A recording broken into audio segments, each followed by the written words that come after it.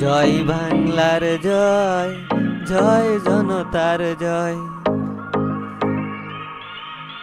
এগিয়ে চলো ছাত্র সমাজ, নেই কোনো তোমাদের ভয়।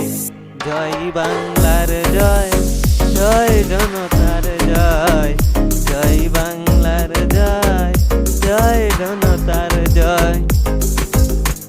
সাক্ষা ভাই, আজকে মনে হইতেছে আমরা একটা নতুন বাংলাদেশে আছি। সারা দেশের মানুষ যেন একটা আনন্দের জোয়ারে বাড়ছে। আজকে যে সারা দেশের মানুষ আনন্দের জোয়ারে বাড়ছে, এটা তো আর বলার অপেক্ষা রাখে না।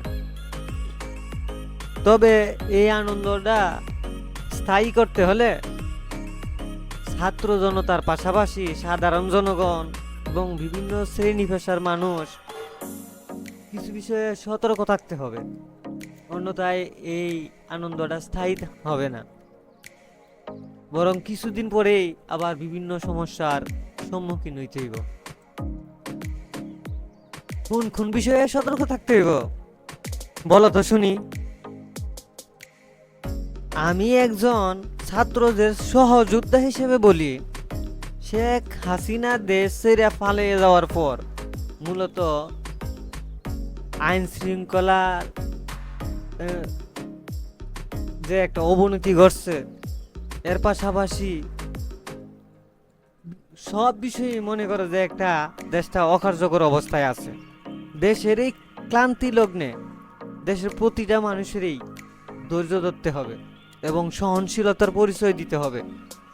এতে অতি উৎসাহী হইয়া দেশের কোনো সম্পদ নষ্ট করা যাবে না। আবার 15-16 বছরের নির্যাতন আর নিপীড়নের প্রতি লক্ষ্য করিয়া অন্যের প্রতি প্রতিশোধ নেওয়ার নেশায় লিপ্ত হওয়া যাবে না। এবং দেশের যে সংখ্যালঘু আছে যারা, যেমন হিন্দু, বৌদ্ধ, খ্রিস্টান, তারা যেন কোনো প্রকার নির্যাতনের শিকার না হয়, এই বিষয়েও আমাদের সকলকে সতর্ক থাকতে হবে।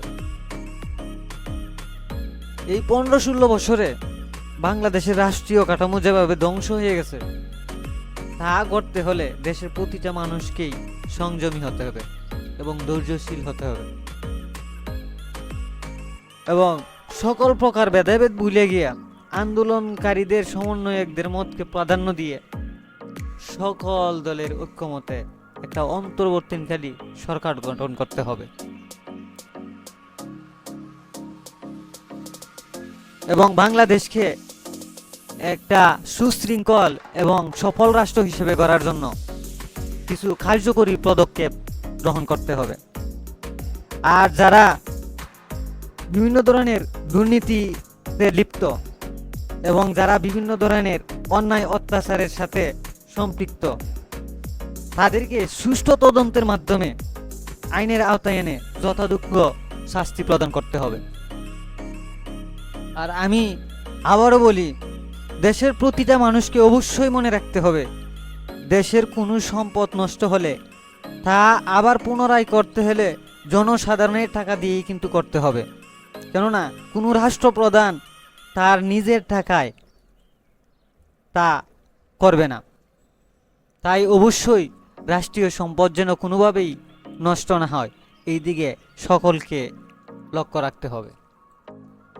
আর গণভবন দখলের পর যে সব ঘটনা আমরা দেখলাম, এটা মূলত এই 15-16 বছরের অপশাসনের বিরুদ্ধে জনগণের একটা ক্ষোভের বহিঃপ্রকাশ। তবে আমাদের সকলকে মনে রাখতে হবে, শেখ হাসিনার সাথে ক্ষোভ দেখাইতে গিয়ে আমাদের দেশের সম্পদ নষ্ট করা আমাদের কারোর জন্য কোনো কাম্য হবে না। সুতরাং এই বিষয়ে সবাই সতর্ক থাকবেন। আল্লাহ হাফেজ। বাংলাদেশ দীর্ঘজীবী হোক।